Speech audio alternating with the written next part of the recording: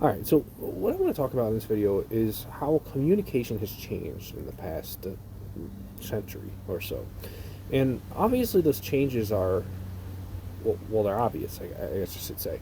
It's they're kind of out in our face, right? We used to have to send a person on horseback to get a message to somebody across the country. And we invented Morse code, and then we invented telephones, and before long, you can you can have a video talk with somebody across the country, right? You can FaceTime somebody or whatever. And while this technology has actually improved our communication a lot, it's really awesome to be able to talk to somebody that you don't get to see very often across the planet, and to actually be able to see their face on a screen, right? That's awesome. But on the other hand, some other things have happened that are less awesome. And what I really want to talk about here is how the relationship between the teacher and the student has changed, okay? And I'm not actually strictly talking about the teacher and the student, but what I'm talking about is everybody, okay? And what I mean is that everyone is a student, okay? And everyone is a teacher, okay? You can learn something from anyone. I don't care who it is, okay? I don't care if it's a young kid. Generally, young children have a little more intuition than old people do, and they're a little more in tune with nature. They're a little more in tune with themselves. They're a little less programmed by society, right? So, again, we can learn something from everybody, but what technology has done is it has changed the way we learn, okay? Now, if you're a student going to school, you kind of learn in the same way as you always have. Maybe there's a little more, maybe there's some online classes, right? Maybe there's a little more online teaching. But by and large, there's a teacher and there are students, and the students are able to talk to the teacher. They're able to communicate with the teacher. They're able to ask questions. They're able to challenge the teacher. And beyond that, the students are also able to collaborate with students, right? They're able to challenge and talk to students and question other students. And they often may work together in group projects, right? But bottom line, the point here is that there's communication going in all directions in this student-teacher relationship, right? Students are talking to teachers, teachers are talking to students are talking to other students, right?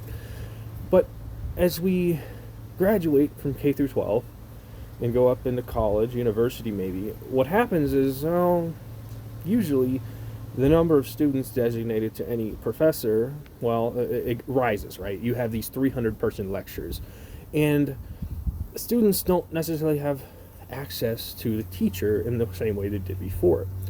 But let's get a little older here. Let's graduate beyond university. How do adults learn? How do adults learn, in particular, about world events? Well, they watch mainstream media, right? Or they read about it on some news website, or Reddit, or Facebook, right? People get their news online.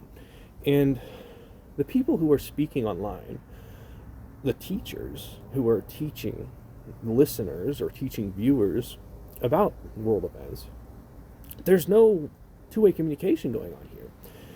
It is all of the communication, all of the teaching is being done by whoever's on the screen, right? By whoever's on the TV. And what has happened is, again, all of that two-way communication has been turned into one-way communication. The listeners or the students are no longer talking to the teachers, right? This is a problem because what it does is it silences most of the population, right? All of the people who were students in grade school are now just like, they're essentially just being programmed, right? The opinions, the thoughts, the questions that all of the students had in grade school are no longer being asked to the mainstream media hosts or to the radio hosts, right? And what this does is it diminishes your voice in the world, right? It literally diminishes the student's voice.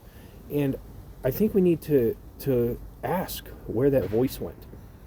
And the truth is that there's very little of that voice is even left, right? The only place that the average American's voice shows up in mainstream media is in the polls, right? That's what they have done to you. Instead of asking your teacher questions, asking the mainstream media or the radio host questions, instead of discussing politics and money and religion with these people. What's happening is we have decided instead to sacrifice all of that conversation into a poll. Now all of the nuances that determine people's beliefs, that determine how people live, that determines people's values, all those nuances have been boiled down into a poll that you see on mainstream media. That is the level of respect that mainstream media has for you. They don't invite regular people on to talk. They only invite people on to talk that are going to get them clicks, right? Because they need ad revenue. That's the only reason they exist. They exist to bring in ad revenue for themselves and their shareholders, right? So we have to understand this. Mainstream media does not have your best interests in mind. They are there to brainwash you. And it's not necessarily that brainwashing is bad, because the truth is, I'm trying to brainwash you too. That's what this video is. I'm trying to change your perception to get you to think for yourself a little more. I'm trying to get you away from mainstream media narratives so that you can help yourself a little more. And so that we can organize across these cultural divides that are creating all of this wealth inequality and all of this social strife. So, like, do you really think about that? If the totality of somebody's care for you, if the only way that somebody shows that they care for you is to put your opinion on a poll, to boil all of your nuanced opinions, all of your beliefs down to a pie chart, why are you giving respect to those people? Why are you listening to the people who don't actually give you a voice? Give yourself a voice. And if you practice giving yourself a voice, you'll get better at thinking, and you will learn to think. You will remember how to think, rather, and you'll spend less time being told what to think. That's what mainstream media is doing right now, telling us what to think, and we are either opting not to think, or we are choosing to be told what to think because it's easier. And in that process, we're seeing consequences, and those consequences are economic, they're financial, those consequences are social, right? Those consequences destroy the morale of the average American citizen. Okay, and what we have to do ultimately is we just have to work together. We have to realize that all of this cultural division, all these culture divides, the race divides, the gender divides, the religious divides, the political divides, they're all a way to divide people amongst themselves. It's a divide and conquer strategy to diminish the organization that regular citizens would otherwise have in the workplace, right?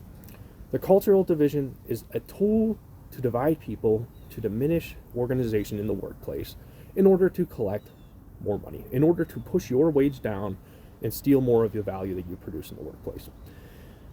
We don't even need economic policy to fix this economic problem. All we need is organization in the workplace. And that's not going to happen if your voice isn't being heard. It's not going to happen if your opinion is being boiled down into a dichotomous relationship between Democrats and Republicans. If your opinion is being boiled down into pro-life, pro-choice, blue lives matter versus black lives matter, capitalism versus socialism, then your opinion means nothing. Your opinion has been corralled into two silos that are there to divide you amongst yourselves. So, again, if the only respect that a mainstream media platform gives to your opinion is a poll, get rid of them, okay?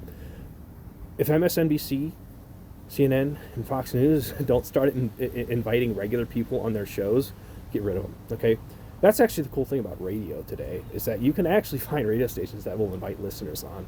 And, you know, obviously there's those narratives on those radio stations are still controlled, right? Obviously the radio host is going to kick you off if you challenge them too much. But at least there's still some two-way communication there. We have to bring that two-way communication back. And social media provides that opportunity for us, believe it or not.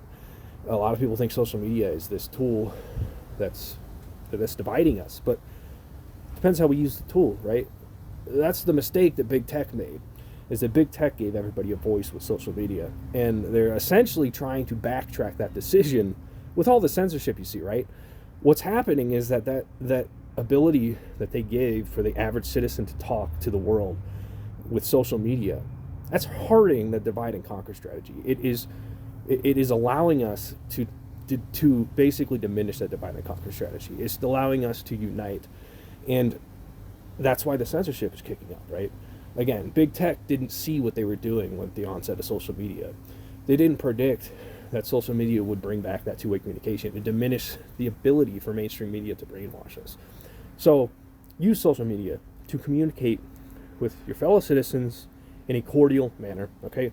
Don't insult people. Don't yell at people. It doesn't do anything. You're not going to have any constructive conversation by insulting people online. It's not going to work. Use it for good. Use the tool that is social media for good. And what will happen is you will bring that nuance back into the conversation. You will diminish the mainstream media narratives and will essentially just create a better society that works for a higher percentage of the people, right? Because right now the working class is struggling. And the working class has been struggling through Democrat and Republican administrations alike.